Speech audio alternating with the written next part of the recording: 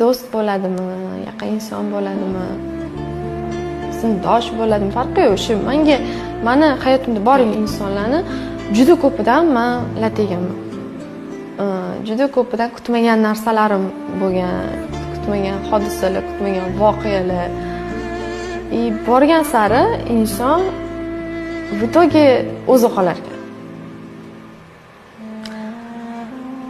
Shu narsani bildim o'zim uchun.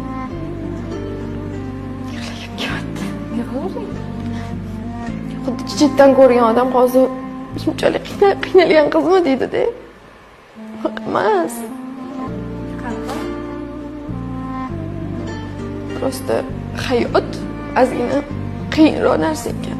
Shuni katta bo'lgan sari tushunyapman. Hozir ham nimaga qilayotganimni o'zim bilmayman.